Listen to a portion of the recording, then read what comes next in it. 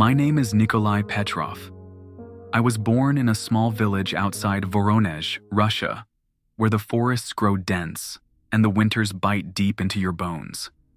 My grandfather was a priest in our local Eastern Orthodox church, and my father followed in his footsteps. It seemed natural that I would do the same.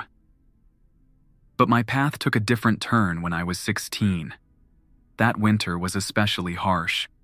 Our neighbor's daughter, Irina, began acting strangely. She spoke in languages she'd never learned, knew things about people she'd never met, and sometimes her voice changed to something that made the dogs howl. The local doctor said it was a mental illness and wanted to take her away. My father knew better. I watched from the doorway as my father and grandfather performed what they later told me was an exorcism. It lasted 3 days.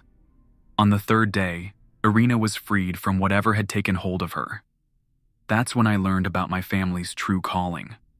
For generations, the men in my family weren't just priests, they were exorcists, specially trained by a secret order within the Eastern Orthodox Church.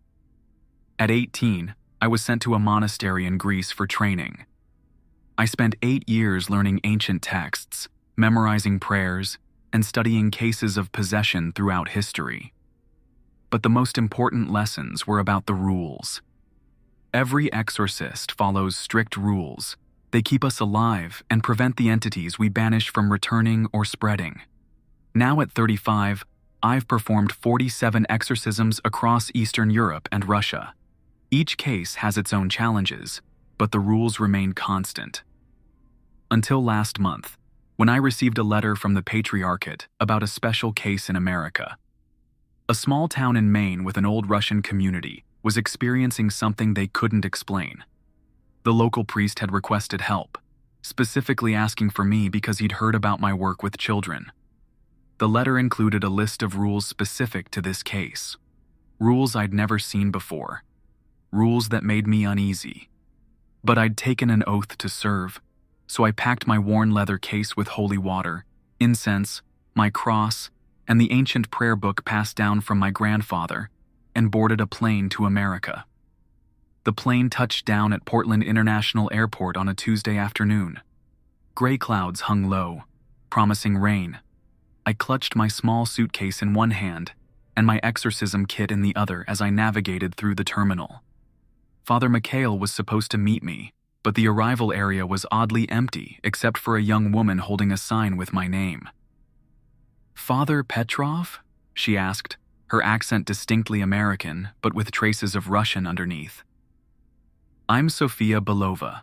Father Mikhail sent me to pick you up. He's unable to leave the church right now." Her eyes darted away when she said this.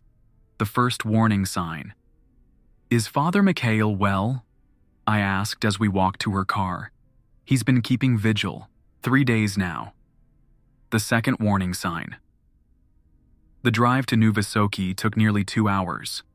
The town sat nestled between dense pine forests and the Atlantic coast, isolated from neighboring communities. As we drove, Sophia told me about the town. Founded by Russian immigrants in the late 1800s, now home to about 2,000 people, many still holding to the old ways and the Orthodox faith. "The trouble started 3 months ago," she explained, hands tight on the steering wheel. "A family, the Kolikovs, their daughter Anna began changing. At first, they thought it was just teenage rebellion. She's 12, but then—" "Tell me what happened," I prompted when she fell silent. She started knowing things, private things about people in town, secrets no one had told her. Then came the languages, German, Latin, even some Asian language no one recognized. Anna only speaks English and a little Russian from Sunday school. Sophia swallowed hard. "Last month, she predicted Mrs. Yegorova's death. Told her she would die in her sleep on the 17th. Everyone thought it was just a disturbed child saying awful things. But on the morning of the 18th, they found Mrs. Yegorova dead in her bed. We turned onto a narrow road bordered by tall pines. A wooden sign welcomed us to New Vysoky. The church sent Father Mikhail a letter with special instructions for Anna's case, I said. Did he share those with you? Sophia shook her head. He only said they were different than usual, and that we needed to bring in a specialist. She glanced at me. That's you. Rain began to fall as we pulled up to St. Nicholas Orthodox Church, a modest wooden structure with the traditional onion dome. Despite its small size, it carried an undeniable presence. Father Mikhail was waiting under the covered entrance, his long beard now streaked with gray since I'd last seen him at a conference in Moscow 5 years ago. Nikolai, he embraced me, his voice low and tired. Thank God you've come. Inside the church, the smell of incense hung thick in the air. Candles flickered before icons of saints, casting dancing light across the walls. We sat in a small office off the main sanctuary, and Father Mikhail handed me a cup of strong black tea. The Kolokov girl is unlike anything I've encountered, he said, rubbing his reddened eyes. I've tried the standard rites. Nothing works. Whatever has taken hold of her. He trailed off, making the sign of the cross. The Patriarchate sent specific rules for this case, I said. Have you seen them? He nodded and pulled a folded paper from his pocket. They arrived yesterday. I've been trying to understand them. I took the paper and unfolded it. Written in formal Church Slavonic were 7 rules. 1. The exorcism must begin at exactly midnight and end before dawn. 2. Only you may speak directly to the entity. All others must remain silent. 3. Never ask the entity its name. 4. Keep a circle of sea salt unbroken around the girl at all times. 5. If the girl offers you anything, do not accept. 6. The girl must hold an object from her early childhood throughout the ritual. 7. If the girl begins to sing, cover your ears immediately and recite Psalm 91. The rules were indeed unusual. The prohibition against asking the entity's name was particularly troubling. Identifying a possessing entity by name is often the first step in gaining power over it. Have you met Anna? I asked. Father Mikhail shook his head. Not since she's been. Changed. The family has kept her home. Only the mother stays with her now. The father took their son to relatives in Boston after. After what? After Anna told him exactly how his mother died back in Russia 20 years ago. Details he'd never shared with anyone here. Details he claims even he didn't know. I folded the paper and tucked it into my pocket. I need to see her tonight. The rules say the exorcism must begin at midnight. I've made arrangements. Her mother will be expecting us at 11.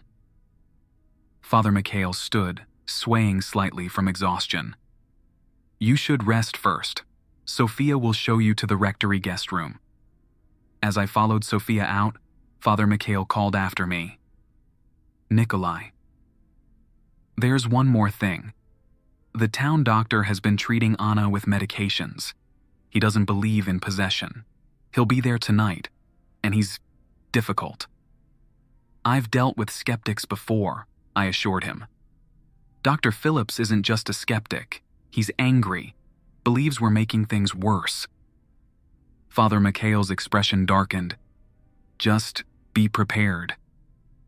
The rain had intensified as Sophia led me to the small rectory behind the church. The guest room was sparse, a single bed, desk, chair, and a small bathroom attached. Perfect for my needs. We'll come get you at 10:30, Sophia said, lingering at the door. Father, is Anna going to be okay? I wished I could offer comforting certainties. In my line of work, there are none. We'll do everything possible, I said instead. After she left, I unpacked my exorcism kit and laid the items on the desk. My silver cross passed down through generations, a vial of holy water from the Jordan River, Byzantine incense, my prayer book, and a small icon of St. Michael the Archangel. I added a bag of sea salt, given the unusual rules. I spent the next hours in prayer and preparation, reviewing the specific prayers needed and meditating on the strength required. At exactly 10:30, a knock came at my door. The Kolakov home sat at the edge of town, a 2-story clapboard house with peeling blue paint. All the windows were dark except for one on the second floor, where a faint light glowed behind drawn curtains. Mrs. Kolakov answered the door before we knocked, as if she'd been watching for us. Her face was gaunt, with dark circles under bloodshot eyes. "Please," was all she said as she stepped aside to let us in. The inside of the house was warm, but carried a strange smell, like meat left too long in the sun, mixed with something sweet and cloying. We followed Mrs. Kolakov upstairs, the old wooden steps creaking under our weight. At the end of the hallway, a man in a rumpled suit stood leaning against the wall. He straightened when he saw us, his expression hardening. "More priests," he said flatly. "Wonderful." "Dr. Phillips," Father Mikhail nodded stiffly. "This is Father Petrov. He's a specialist from Russia." Dr. Phillips looked me over with undisguised skepticism. "A specialist in what exactly? Medieval superstition? That child needs psychiatric care, not more religious mumbo-jumbo." "My colleague has extensive experience with cases like Anna's," Father Mikhail replied tensely. "There are no cases like Anna's," Dr. Phillips snapped. "She has a severe dissociative disorder triggered by trauma. These rituals you're performing are only reinforcing her delusions." I stepped forward. "Doctor, I understand your concerns. You're trying to help Anna through the means you understand. I respect that. Perhaps we can both observe her condition tonight and discuss afterward." Something in my calm tone seemed to diffuse him slightly. He gave a curt nod. "Fine, but I'm staying in the room the entire time. And if I see anything that could harm her physically or psychologically, I'm putting a stop to it." "Of course," I agreed.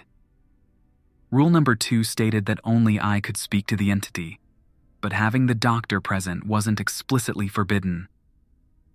Mrs. Kolakov led us to Anna's bedroom door. "She's been quiet today. That's usually not a good sign." She turned the knob and pushed the door open. The room was dim, lit only by a small bedside lamp. Sitting perfectly still in the center of the bed was a girl with long dark hair hanging over her face. She wore a white nightgown, her thin arms resting on her knees. She didn't look up when we entered. "Anna," her mother said softly, "the priest from Russia is here to help you." Slowly, the girl raised her head. As her hair fell away from her face, I saw that she looked like any normal 12-year-old, except for her eyes. They weren't the eyes of a child. They were alert, calculating, aware in a way that sent a flutter of unease through my chest. She smiled at me. "You've come a very long way, Father Nikolai Petrov. Was the flight from Moscow uncomfortable? Economy class can be so cramped for someone of your height." I hadn't told her my full name, and I'd flown from Moscow, not Portland, as most would assume. "Hello, Anna," I said calmly, setting down my case. "That's not my name anymore," she replied, her smile widening to show small, even teeth. "But you're not allowed to ask what it is now, are you? Rule number 3. She giggled, the sound like breaking glass. "I like these new rules. They make the game more interesting." Dr. Phillips stepped forward. "Anna, remember what we talked about? About creating different personalities to express your feelings?" The girl didn't even glance his way. Her eyes remained fixed on mine. "It's almost midnight," she said. "Tick-tock, Father Nikolai. Better set up quickly." I turned to the others. "I need to prepare the room according to the instructions. Mrs. Kolakov, do you have something from Anna's early childhood? A toy or blanket, perhaps?" Anna's mother nodded and left the room. Father Mikhail helped me clear space in the center of the room, moving a small rug aside. I began pouring sea salt in a circle large enough for Anna to sit within. "This is ridiculous," Dr. Phillips muttered, but he stepped back, watching with arms crossed. Mrs. Kolakov returned with a small, worn teddy bear. This was her favorite. She called him Misha. As I completed the salt circle, the air in the room seemed to thicken. The bedside lamp flickered once, twice. Anna slid from the bed and walked to the circle, her movements fluid like water. "May I?" she asked, gesturing to the circle. I nodded, and she stepped carefully inside, settling cross-legged on the floor. Her mother handed her the teddy bear, which she clutched to her chest. "Everyone must remain silent except for me," I instructed, looking pointedly at Dr. Phillips. "Whatever happens, do not break the salt circle, and if Anna begins to sing, cover your ears and I will handle it." Father Mikhail nodded and moved to stand by the door. Mrs. Kolikov sank into a chair in the corner, clutching a small Orthodox cross. Dr. Phillips remained standing, his expression a mixture of frustration and concern. I checked my watch. 1 minute to midnight. I opened my prayer book and laid out the other items from my case. The rain outside had stopped, and an unnatural silence settled over the room. No creaking house sounds, no distant cars, not even the sound of breathing, though there were 5 of us in the small space. At exactly midnight, I began. "In the name of the Father, the Son, and the Holy Spirit," I made the sign of the cross. "We come before you, O Lord, to beseech your mercy for this child Anna." Anna's eyes never left my face, her smile never wavering. As I continued the prayers, her expression remained unchanged, but the teddy bear in her hands began to change. Its sewn mouth seemed to widen, the button eyes to sink deeper into the fabric face. I continued the ritual, moving through the prayers methodically. Outside, the wind picked up, rattling the windows. Anna remained perfectly still, unnaturally so for a child of 12. 20 minutes into the ritual, she spoke, interrupting my prayer. "Your grandfather didn't die of a heart attack," she said conversationally. "He suffocated, slowly, calling your name." I paused only briefly before continuing. This was a common tactic, personal information used to distract and upset the exorcist. "Your father knows what really happened. He covered it up. Ask him when you go home. If you go home." I continued reciting the prayers, but Anna kept talking, her voice taking on different tones and accents. "Would you like to know how they all die?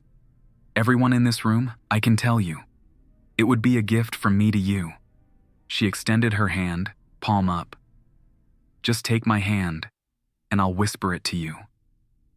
Rule 5 echoed in my mind. If the girl offers you anything, do not accept. I ignored her outstretched hand and continued the ritual. Anna's smile finally faltered. "You're no fun," she pouted, suddenly childlike again. The last priest was more interested. He wanted to know things. A crash from downstairs made everyone jump. Mrs. Kolikov gasped. Father Mikhail moved toward the door. "No one leaves," I said firmly. "It's trying to separate us." Another crash, louder this time. It sounded like furniture being overturned. Then a child's cry, a boy's voice, called out, "Mom! Help me!" Mrs. Kolikov stood, her face white. "Petya, that's my son's voice." "Your son is in Boston," I reminded her. "It's not real." The voice called again, more desperate. Mrs. Kolikov pressed her hands to her mouth, tears streaming down her face. "Please, sit down," I told her gently but firmly. "We must continue." Anna giggled again. "Poor little Petya, all alone downstairs. Would you like to know what's happening to him right now?" Her voice dropped to a whisper. "I could show you pictures." I raised my voice, continuing the prayers. Anna's amusement vanished, replaced by a cold stare. The temperature in the room plummeted suddenly. Our breath became visible in puffs of white vapor. "You think your prayers have power here?" she hissed. The childish voice was gone, replaced by something deeper, multi-layered. "Your rules won't save you. They were made by frightened old men who don't understand what they face." I pressed on, moving to the next phase of the ritual. Anna's body went rigid, her back arching at an uncomfortable angle. The teddy bear dropped from her hands. "She's having a seizure." Dr. Phillips stepped forward. "This needs to stop."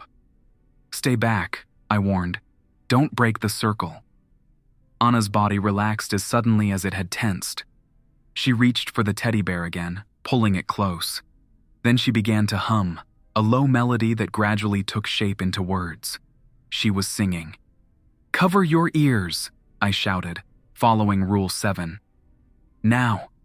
Father Mikhail and Mrs. Kolikoff immediately pressed their hands over their ears. Dr. Phillips hesitated, confusion on his face. "It's just a lullaby," he protested. The singing grew louder. The melody was sweet, the words in a language I didn't recognize, but its effect was immediate. My vision blurred. The room seemed to tilt and spin. An overwhelming desire to sleep swept over me. I pressed my hands to my ears and began reciting Psalm 91 as instructed. "He who dwells in the shelter of the Most High will rest in the shadow of the Almighty." Dr. Phillips swayed on his feet, his eyelids drooping. Before I could warn him again, he collapsed to the floor, unconscious but still breathing. The singing stopped. Anna cocked her head, studying the fallen doctor with interest. "Weak mind," she commented. "Yours is stronger.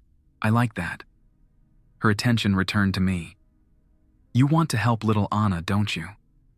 She's still in here, you know, screaming. Shall I let you hear her?" Without warning, Anna's face transformed into a mask of terror. "Please help me," she cried, her voice now genuinely childlike and filled with fear. "It hurts. Make it stop." Tears streamed down her face. "I want my mom." Mrs. Kolikoff sobbed from her corner, her hands still over her ears. Just as quickly, Anna's expression returned to the calm, adult-like state. "Convincing, isn't it? She's quite the little actress when properly motivated." I continued with the ritual, moving to the prayers of banishment. This was usually when resistance became strongest. True to form, Anna's demeanor changed. The smile vanished, her eyes narrowed. "You think you're protected by your circles and your words?" she snarled. "Do you know what happened to the last 3 exorcists who tried to banish me? Their souls are still screaming." The wind outside rose to a howl. The bedroom door slammed shut, though no one had touched it. The teddy bear in Anna's hands began to leak a dark fluid from its eyes and mouth, staining her white nightgown. "I've existed for centuries before your church," she spat. "I'll exist for centuries after it's gone. You are nothing, a speck, a moment." I raised my voice over the wind and her words, continuing the ritual. The icons I'd placed at the cardinal points around the salt circle began to tremble. The glass covering St. Michael cracked with a sharp ping. Anna laughed, a sound that slithered up my spine. "Your archangel can't hear you now, Nikolai." No one can. But I persisted, moving through the ritual as I'd been trained. This was the critical moment, when the entity fought hardest, knowing it was in danger of being cast out. Suddenly, Anna went completely still. The wind died. The shaking stopped. Even the teddy bear seemed ordinary again, though the stains remained on her nightgown. "Let me tell you what's really happening in this little town," she said, her voice now conversational. "Anna isn't the only one. I'm in all of them. The butcher who smiles too widely, the librarian with the twitching hands, even sweet Sophia who drove you from the airport. Parts of me, everywhere. This isn't an exorcism, Nikolai. It's a welcoming party." A chill ran through me at her words, but I recognized another distraction tactic. I continued the prayers, my voice steady. Anna sighed dramatically. "Fine, let's move things along." Without warning, she convulsed violently. Her back arched again, her limbs stiffening. A guttural sound came from her throat, and her eyes rolled back, showing only whites. Father Mikhail stepped forward in alarm, but I held up my hand to stop him. Stay back. This is part of the process. Anna's body continued to convulse. Her mother wept silently in the corner.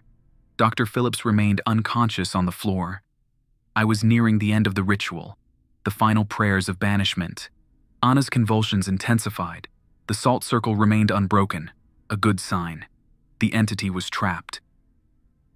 As I spoke the final words, Anna let out a scream that seemed to come from somewhere far deeper than her small body could contain. The remaining icons shattered. The light bulb in the bedside lamp burst, plunging the room into darkness broken only by moonlight streaming through the window. In the sudden silence that followed, I heard soft, regular breathing. As my eyes adjusted to the dim light, I saw Anna lying peacefully within the circle, the teddy bear still clutched in her arms. She looked like a normal sleeping child. Mrs. Kolikoff rushed to the circle's edge. Is she? Don't break the circle yet, I cautioned, kneeling beside Anna. I checked her pulse, strong and steady. Her color was returning to normal. Anna? I called softly. Anna, can you hear me? Her eyelids fluttered, then opened. The eyes that looked back at me were different, clear, confused, and unmistakably those of a 12-year-old girl. Who are you? She asked in a small voice. Where's my mom? I'm here, baby, Mrs. Kolikoff cried. Right here. I carefully broke the salt circle myself, making a path. Mrs. Kolikoff rushed through, gathering her daughter in her arms. Anna clung to her, bewildered. Mom! Why are there people in my room? Why is Dr. Phillips on the floor? Father Mikhail helped the now-stirring doctor to his feet. Dr. Phillips looked dazed, confused about what had happened. The exorcism appears to have been successful, I told them quietly, but we'll need to monitor her carefully over the next few days. Anna looked at me with innocent confusion. Exorcism? Like in the movies? Why would I need that? You've been sick, honey, her mother said, stroking her hair. But you're better now. Dr. Phillips, now fully awake, approached Anna cautiously. He checked her pupils, her pulse. Remarkable, he murmured, more to himself than to us. Her vital signs are completely normal. He looked at me with new respect, mingled with lingering confusion. I don't understand what I just witnessed. Faith and medicine need not be enemies, doctor, I said quietly. We both sought the same outcome, Anna's well-being. As the tension in the room dissipated, I began packing away my things. The ordeal had lasted nearly 4 hours. Dawn would be breaking soon. Father Mikhail helped me gather the broken glass from the icons. It's truly over, he whispered. It appears so, I replied. But what? I hesitated, recalling Anna's words about others in the town. Was it merely a distraction, or was there truth to it? The rules had stated nothing about aftercare or follow-up procedures. We should remain vigilant, I said finally. And I should stay in Nuvisoki for a few more days, just to be certain. As we prepared to leave, Anna called out to me from her bed, where her mother was tucking her in. Father? I turned back. Yes, Anna. There's something important I need to tell you. Her voice was serious, her expression troubled. It wants me to remember to tell you. I stepped forward cautiously. What do you want? What I've always wanted, Sophia replied, wading deeper into the water. What was promised to me generations ago by the founders of this town. 7 souls every 30 years. Anna would have completed the cycle, but you interfered. What do you mean, completed the cycle? I asked, trying to keep her talking while inching closer to the water's edge. This town exists because of me, she said, the waves now lapping at her chest. I protect it from storms, from famine, from disasters that destroy other coastal communities.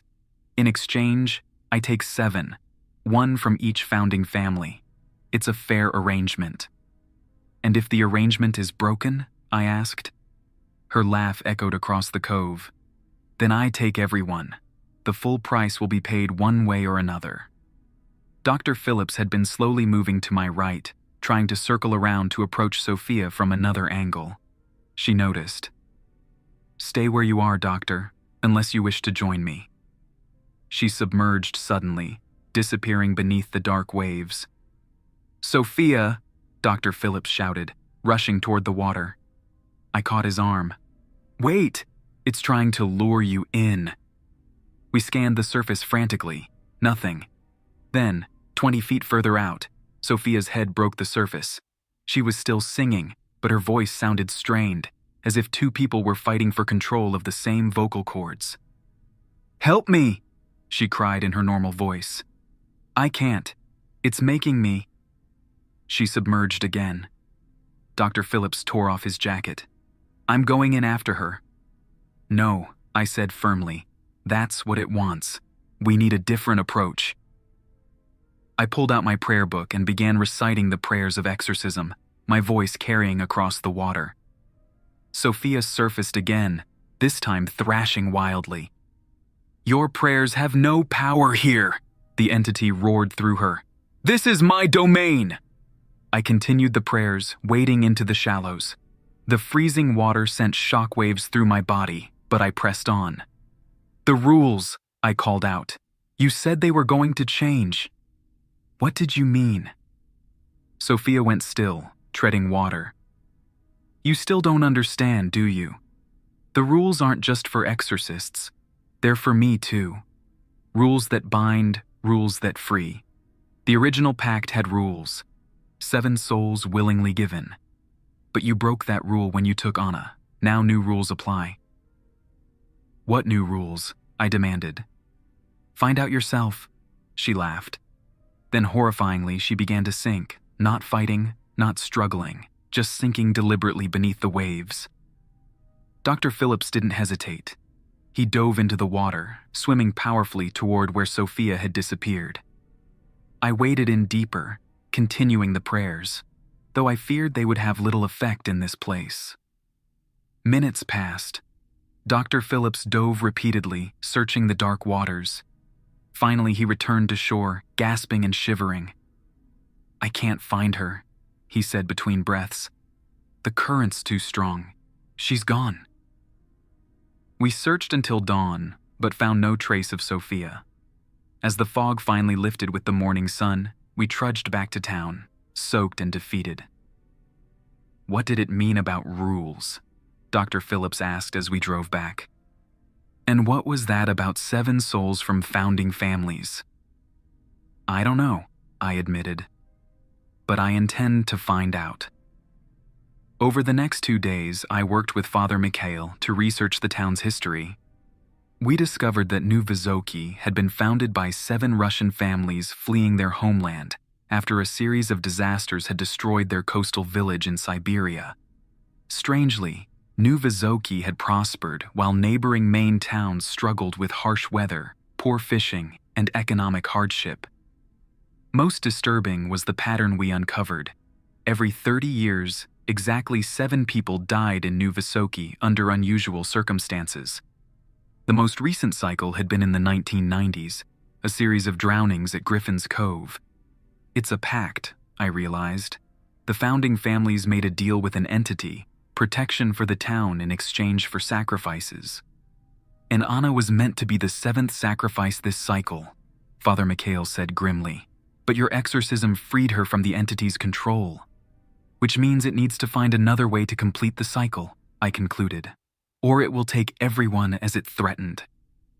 We needed to find documentation of the original pact. If such a thing existed, it would likely be hidden somewhere in the church archives. Father Mikhail and I spent hours searching through dusty boxes and ancient ledgers. Our breakthrough came when we discovered a small metal box built into the wall behind a large icon of Saint Nicholas. Inside was a sealed document written in an archaic Russian dialect. The content confirmed our worst fears. The founding families had indeed made a pact with an entity they called only the Guardian of the Waters. In exchange for protection and prosperity, they agreed to provide 7 sacrifices every 30 years, 1 from each family, all descendants of the original 7. Most disturbing was the method of selection. The entity would choose one vessel from among the 7 families, someone young and impressionable. Through this vessel, it would mark the chosen sacrifices and carry out their deaths if they did not go willingly. Anna was the vessel this time, I murmured.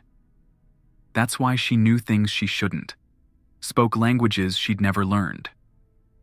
But the document also included something unexpected: instructions for breaking the cycle permanently. A final sacrifice, freely given by one who carried the blood of all 7 families. Is such a person even possible? Father Mikhail wondered aloud. Over generations, the families intermarried, I reasoned. There could be someone. We took the document to the town historian, Mrs. Baranova, who also served as the church treasurer. She agreed to check the town genealogical records. Meanwhile, I returned to the Kolokov home to check on Anna. Mrs. Kolokov greeted me warmly. Anna seemed completely recovered, playing in the yard with neighborhood children. But as I watched from the porch, I noticed her stop suddenly, staring out toward the sea. Anna? I approached carefully. Is everything all right? She turned to me, her expression troubled. It's not over, she said quietly. I can still feel it sometimes, especially when I'm near water. What does it feel like? I asked, kneeling to her level. Like someone's calling my name from far away. It wants me to go to the cave. What cave, Anna? She pointed north. The sea cave past Griffin's Cove. That's where it all started, where they made the promise. A sea cave. The document had mentioned a ritual site, but not its specific location. This could be crucial information. Anna, have you ever been to this cave? She shook her head. No, but I can see it. In my dreams. That evening, Mrs. Baranova arrived at the rectory with the genealogical records. Her face was pale as she spread them on the table. I found what you're looking for, she said, pointing to one name on a complex family tree. There is one person in New Vysoki today who carries the blood of all 7 founding families. We all leaned forward to see the name. Anna Kolokov, she said. The revelation hit me like a physical blow. Anna, the girl I'd already helped once, the one who'd been used as the entity's vessel. Now we discovered she was also the only one who could end the cycle permanently. That's why it chose her as its vessel, Father Mikhail murmured. It knew. The next morning, I met with Dr. Phillips to share what we'd learned. He was skeptical about the pact, but couldn't deny the pattern of deaths or what he'd witnessed at the cove. So what do we do? He asked. This sacrifice the document mentions. What exactly does it entail? I'm not sure, I admitted. The text is ambiguous. It says, freely given by one who carries the blood of all 7 families. Not a death sacrifice, but something symbolic. And you think Anna has to be the one to make this sacrifice? After everything she's been through? I don't like it either, I said. But if we don't find a solution, more people will die. The entity made that clear. Our conversation was interrupted by an urgent knock. It was Mrs. Kolokov, frantic with worry. Anna's gone, she cried. I went to wake her for breakfast, and her bed was empty. The window was open. Did she say anything yesterday about going somewhere?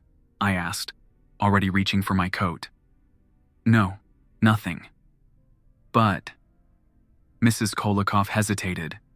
She left this on her pillow. She handed me a folded piece of paper. In a child's handwriting were the words, I'm going to fix it. Don't worry. The sea cave, I said. She mentioned it yesterday. She's gone to the cave north of Griffin's Cove. We gathered a search party quickly. Myself, Dr. Phillips, Father Mikhail, and 2 local fishermen who knew the coastline well. The morning was clear, the fog that had shrouded Sophia's disappearance nowhere to be seen. The cave entrance is underwater at high tide, one of the fishermen explained as we hurried along the coastal path. But it's low tide now. We should be able to reach it on foot. Beyond Griffin's Cove, the coastline grew more rugged. Massive boulders and jagged rocks replaced the sandy beach. After 20 minutes of difficult climbing, we reached a narrow inlet where the sea had carved a deep gash into the cliff face. "There it is," the fisherman pointed. "The sea cave." The entrance was a dark mouth in the rock face, partially obscured by fallen stones. As we drew closer, I could make out ancient markings carved around the opening, similar to those on the wax seal of the binding document. "Anna," I called into the darkness. No response. Dr. Phillips produced a powerful flashlight from his medical bag. "Let's go," he said grimly. The cave entrance opened into a surprisingly large chamber. The air was heavy with the smell of the ocean and something else. Something old and unsettling. The walls glittered with sea salt and mineral deposits. In the center of the chamber stood what could only be the binding stone, a rough pillar of dark rock about 4 feet high, covered in the same symbols we'd seen on the document. 7 smaller stones surrounded it in a perfect circle. And there, kneeling before the central stone, was Anna. Her eyes were closed, her small hands pressed against the rough surface of the stone. She was speaking softly in a language I didn't recognize. "Anna?" I called gently, not wanting to startle her. "Anna, can you hear me?" She opened her eyes and turned to us. There was no fear in her expression, only a sad determination that no 12-year-old should ever have to show. "I know what I have to do," she said simply. "It showed me. In my dreams." "What did it show you, Anna?" I asked, approaching slowly. "I have to give something up. Something important. Then it will leave everyone alone." "What does it want you to give up?" Dr. Phillips asked, his medical concern evident. Anna touched her throat. "My voice. It speaks through our voices. If I give mine up willingly, it can't use anyone else's ever again." The pieces clicked into place. The singing during the exorcism. Sophia's voice calling Dr. Phillips to the water. The entity operated through sound, through the human voice. "Anna," I knelt beside her. "Are you sure about this? There might be another way." She shook her head. "There isn't. I saw everything when it was inside me. All the people who died before. All the people who will die if I don't do this." She looked at me steadily. "It has to be me. Because of my blood." Before I could respond, the stone beneath Anna's hands began to glow with a faint blue light. The symbols etched into it pulsed like a heartbeat. "It's time," she said. She looked back at us one last time. "Tell my mom I love her." Then she turned to the stone and spoke clearly, her voice echoing in the cave. "I am Anna Kolakov. I carry the blood of all 7 families. I offer my sacrifice freely, my voice, given willingly, to bind you forever in silence." The blue light intensified, spreading up Anna's arms like water flowing upward against gravity. She didn't flinch or try to pull away. The light reached her throat, coalescing into a pulsing collar around her neck. Dr. Phillips moved forward, but I held him back. "The process must complete without interruption," I warned. Anna's eyes widened suddenly. Her mouth opened in what should have been a scream, but no sound emerged. The blue light around her throat intensified to blinding brightness. Then, as suddenly as it had begun, the light faded. Anna collapsed, Dr. Phillips breaking free of my grip to rush to her side. He checked her pulse, her breathing. "She's okay," he confirmed, "just unconscious." The binding stone cracked down the middle with a sound like breaking glass. The 2 halves fell away from each other, revealing a small hollow in the center. Inside was what appeared to be water, but water that moved with purpose, swirling and churning inside its stone prison. "The entity," Father Mikhail whispered. "Trapped." Anna stirred, her eyes fluttering open. She looked around in confusion, then understanding dawned in her eyes. She touched her throat, then opened her mouth to speak. No sound came out. Dr. Phillips helped her sit up. "Anna, can you hear me?" he asked gently. She nodded, tears welling in her eyes. "Your sacrifice worked," I told her, finding it difficult to keep my own voice steady. "The entity is trapped. The cycle is broken." She reached for Dr. Phillips's pocket notebook and pen. He handed them to her, and she wrote quickly, "Everyone will be safe now?" "Yes," I assured her. "Thanks to you." We carried Anna back to town, where her mother waited anxiously. The reunion was bittersweet. Joy at Anna's safe return mingled with grief over the price she'd paid. Dr. Phillips examined her thoroughly back at the Kolikoff home. "Physically, her vocal cords appear normal," he reported. "But when she tries to speak, nothing happens. It's as if the neural pathway between thought and speech has been severed." "Will she ever speak again?" Mrs. Kolikoff asked, tears streaming down her face. He shook his head slowly. "I don't know. This isn't a medical condition I've ever encountered. I can refer her to specialists, but..." Anna tugged at her mother's sleeve and wrote on her notepad, "It's okay. I chose this." In the days that followed, word spread through Nuvisoki about Anna's sacrifice. Some believed, some didn't, but all recognized the courage of the young girl who would never speak again. Before I left to return to Russia, I visited Anna one last time. She was sitting on the porch swing, watching other children play in the street. She smiled when she saw me and waved. I sat beside her. "I wanted to say goodbye," I told her, "and to thank you. What you did was braver than anything I've seen in all my years as an exorcist." She wrote on her notepad, "Will it ever come back?" "No," I said with certainty. "You ended the cycle permanently. Nuvisoki may face normal hardships now, without the entity's protection, but no more sacrifices will be required." She nodded, then wrote, "The rules changed, just like it said they would." "Yes," I agreed. "From rules of possession to rules of sacrifice." She thought for a moment, then wrote one final question. "What will you tell the church?" I considered this. How could I explain what had happened here? A 12-year-old girl giving up her voice to trap an entity that had haunted a town for generations? The strange rules that governed both the possession and the liberation? "I'll tell them the truth," I said finally. "That sometimes the strongest faith comes not from those who speak the loudest, but from those willing to fall silent for the good of others." Anna smiled and tucked her notepad away. No further words were needed. As my plane left American airspace the next day, I thought about the rules that govern our world, both seen and unseen. Some rules can be broken, others can be changed, but the most important rules, those of sacrifice, courage, and love, remain constant across all boundaries. And sometimes, the bravest thing we can do is follow them, no matter the cost.